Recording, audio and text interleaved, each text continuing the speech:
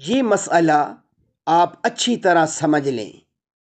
رمضان کا روزہ قصداً توڑنے کی صورت میں، یعنی کسی شخص نے جان بوجھ کر روزہ توڑ دیا، تو اس صورت میں قضا بھی اس پر واجب ہوگی اور ساتھ ساتھ کفارہ بھی واجب ہوتا ہے، اور ایک روزے کے کفارے میں 60 روزے مسلسل رکھنا واجب ہے۔ اگر روزے رکھنے کی استطاعت نہ ہونے کی وجہ سے 60 روزے نہ رکھ سکے تو 60 مسکینوں کو 2 وقت کا کھانا کھلانا واجب ہے۔